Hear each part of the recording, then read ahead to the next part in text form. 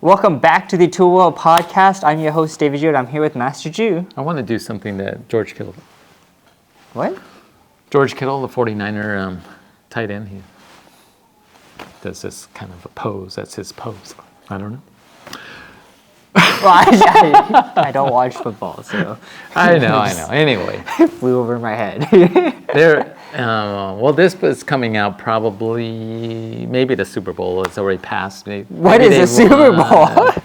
Maybe what is the 49ers Super Bowl? won or they lost, so we don't know. But anyway, let's go. That's it. There you go. Well, yes. Anyways, don't forget we got our upcoming Tool 2 seminar.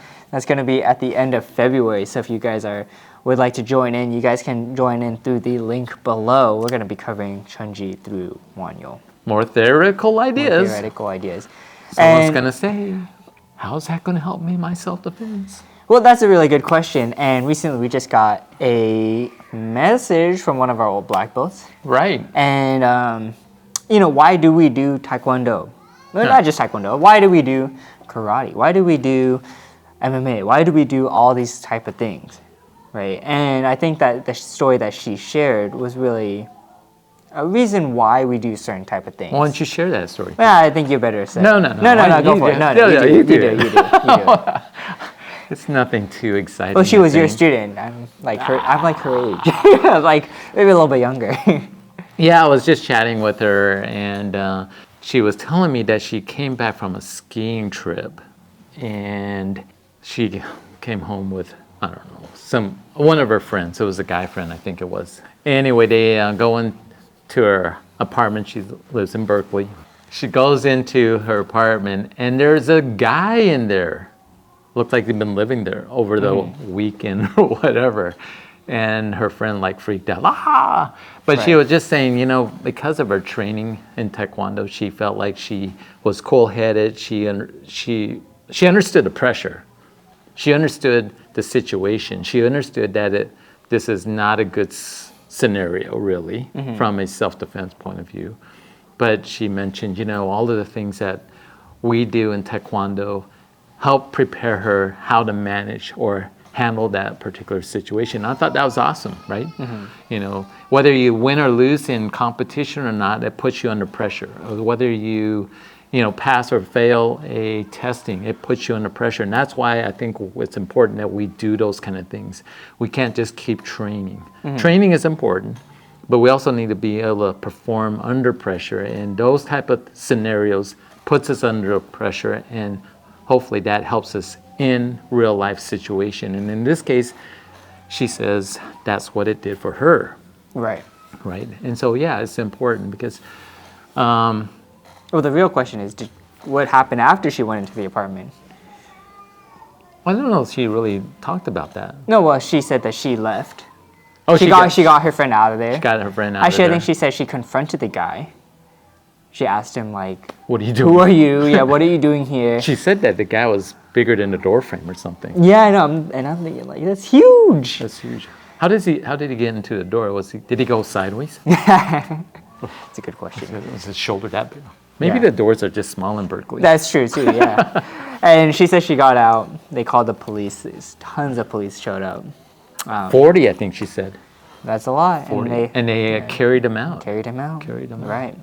And so, it's really interesting. I really thought that was awesome. She got out of the situation. Sometimes it doesn't mean that you have to engage, and I always say this, look, we don't really want to engage in combat. You just want to get out. But if you have to engage, do what you need to do, but get out of there, right? And that's why I say, if you're on the ground, get back up and get out of there. You don't want to fight them. Why should... Well, it's interesting because she talks about being able to keep cool, keep calm-headed, kind of assess that situation, because from my understanding, people can freeze. Oh, absolutely. And I think you've had some people, they've had something happen and they've frozen. Is that true? That's true. I had a student that when we were doing our cardio kickboxing, and so it was quasi martial art. It's aerobic it's kind of like aerobics, except martial art, Right. kicking, punching. Right. Anyway, she was telling me she was on a holiday, and she was outside her hotel, and this is a long time ago, because she was wearing a fanny pack. Well, fanny packs are back in style. Yeah, now. right. Anyway, she had a fanny pack, and this car drove up, and this guy jumped out and grabbed her fanny pack and was pulling her. And she said, I was like, I didn't know what to do. I was just like froze. And she started thinking, what is going on? Is this happening to me? As he's pulling her to the car. And then she kind of broke out of that freeze. And she goes, maybe he just wants my fanny pack. And so she unclipped it. He got into the car and took off. I don't know. Maybe that's what maybe he just wanted the fanny pack, or maybe he did want her. But yeah, you can just freeze up because they're not used to that particular scenario. You go, what do I do that? What do I do? And so when you can simulate certain things, whether it's actual situation, or even if you do it mentally, if you put yourself in those scenarios, then you might perform a little bit differently, right? Right. I remember there was this report about these, they wanted to see, is there a difference between actual training, no training, and theoretical training? And so they had a bunch of guys, and they used basketball as an example. They broke up 3 teams, made 3 teams. One group, they said, here's a TV, books, just hang out, just, we'll play a game, but just hang out. Right. Then they took another team, and they says, okay, here's a basketball, here's a court, go play. Just go play. Right. And then they took another team, and they go, okay, what we would like you to do is to discuss how you're going to play the game. Right. And then they played the game. Well, what was the results? It was interesting as well. Obviously, the guys that just sat around didn't do very well. But what they did find was that the ones that theoretically talked about the game and the ones that played the game was really close. Although I think the one that played the game or practiced with the actual ball did win, but it was close.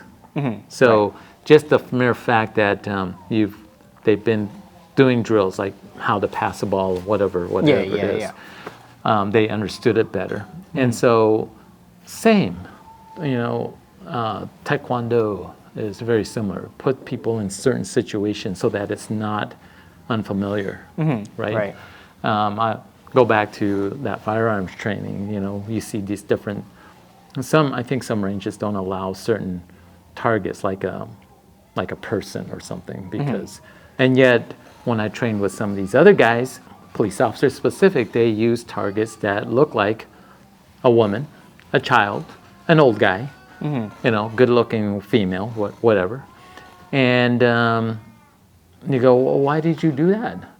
Because bad guys come in all shapes and sizes, and they come in all ages. And so your mind, the instructor was saying, your mind doesn't really know the difference between reality and what you've been training with. All it knows is that it looks like you've been here before, and you respond to that. Right? And so when we talk about that young lady situation, what are you doing here? Don't freeze, right? Understands that it's not the best place to be, and she gets out of there. Right? And so that's, it's just putting people in scenarios. You do a lot of sparring, you see those things. It's kind of hard to teach that. You go, you see that? Did you see that kick coming at you? You're supposed to block and do a back kick, right? Number two, right? Stuff like that. And for the first, maybe a new student, what? What? Right. But if you do the drill enough, they might start recognizing, and they would just automatically do it. Right? And so if you're on the street and they say, oh, a number 2. You block and counterattack, right? Maybe that could happen, right? So just putting yourself in certain situations, scenarios, training can help us a lot. Anyways, thanks for jumping into another Tul World podcast. Don't forget to be safe. Keep training. And we'll see you guys next time. Take one.